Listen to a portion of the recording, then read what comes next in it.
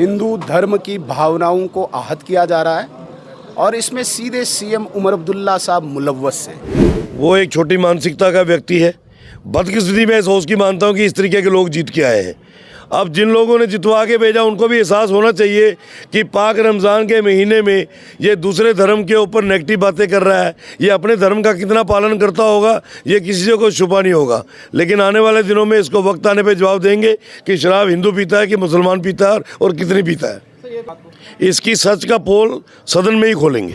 तो कहा कि ये हिंदू धर्म की भावनाओं को बार बार ठेस पहुंचा रहा है और कल इसने ओपनली कह दिया कि ये हिंदू धर्म के लोग जो हैं ये त्योहारों के दिन शराब पीते हैं। इसने ओपन कहा और उसके बाद उसको हमने कहा कि पहले इसको कहो कि माफ़ी मांगे और उसके बाद वो बार बार उसको मौका दिया जा रहा है और लगातार वो हमारे धर्म के ऊपर अटैक किया जा रहा है और हमारे हिंदू धर्म के भावनाओं को ठेस पहुँचा रहा है। उसको बर्दाश्त नहीं किया जाएगा। तो किया होगा तो होंगे उसके कुछ जिस तरीके की उसकी सोच है उस सोच के भी लोग होंगे सोसाइटी के अंदर, मैं थोड़ी कहता हूँ। लेकिन हमारे धर्म के खिलाफ अगर बोलेगा वो बर्दाश्त नहीं करेंगे। उन्होंने कहा मेरी बात सुनिए, आप मीडिया के लोग हैं, मेरे से ज़्यादा आपने उसको डिटेल में सुना होगा, बड़ी डिटेल में सुना होगा और क्लियर कट साफ शब्दों में बोला है कि त्योहारों के दिन हिंदू धर्म के लोग जो हैं ये शराब पीते हैं। ये बात उसने कही है और ये बर्दाश्त नहीं किया जाएगा। लगता है कि मैम नहीं चाहिए माफी हाउस के अंदर और मुझे लगता है कि उसके खिलाफ कार्रवाई होनी चाहिए और कार्रवाई करवाएंगे, कानूनी कार्रवाई भी होगी। माफी मांगनी चाहिए। मैं माफी तब मांगूंगा जब आवाम को ठेस लगी होगी। मेरा इंटेंशन ये है, मैं एक साफ बात बोल रहा हूँ, मैं चुनाव को त्यौहार समझता हूँ, मैं शादी को त्यौहार समझता हूँ। मेरा ये मानना है कि पीने वाले दोनों तबके के लोग हैं, कोई कमी नहीं है, लेकिन एक खुल्लम खुल्ला पीता है, एक छुप के पीता है। आप इन मुद्दों को मत उठाइए। जो मुद्दा मैंने दिया, सुन लीजिए, क्या है वो ये बताइए। जो मामला है जिसकी तहकीक आपको करनी, जिससे रेवेन्यू हमारा खत्म हो रहा है, जहां बढ़ना चाहिए था, वो एलजी को पूछ लो वो पैसा कहां।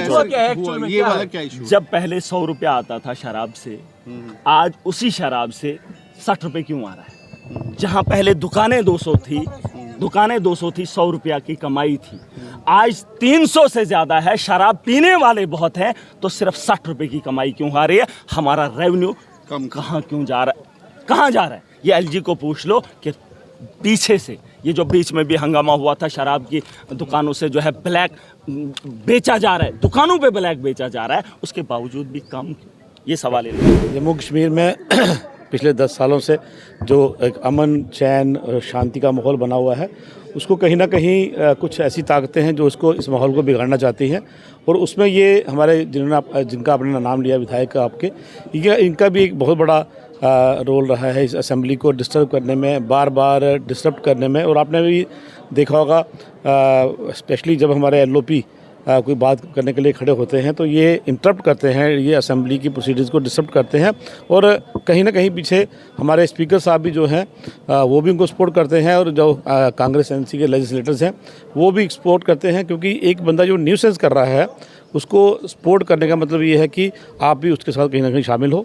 जहाँ तक उनकी ये बात है कि हिंदू शराब पीते हैं, त्योहारों में शराब पीते हैं, ये उनकी मानसिकता को दर्शाता है कि एक सौहार्द का माहौल जो बना हुआ है उसको वो ख़राब करना चाहते हैं। और एक चुनाव हुआ नुमाइंदा जब ऐसी बातें करेगा तो कहीं ना कहीं उसकी जो है सोच है उसका पर्दाफाश होता है।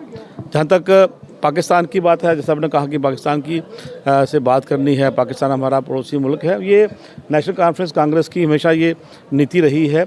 उनकी सोच में पाकिस्तान है, उनके दिल में, उनके दिमाग में पाकिस्तान है।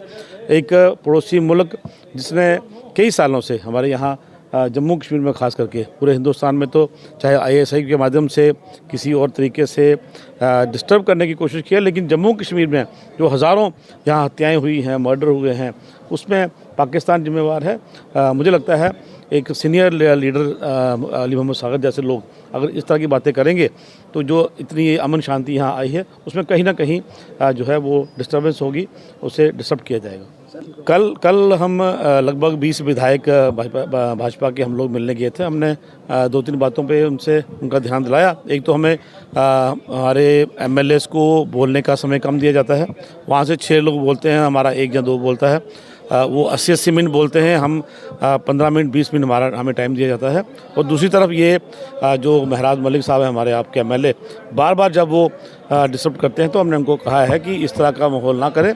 अगर ये बार बार होता रहेगा तो फिर क्योंकि असेंबली चलनी है, अभी CM साहब ने आज बोलना है, अगर आज की वो इस तरह की हरकत करेंगे तो कहीं ना कहीं भाजपा भी उनको जवाब देगी।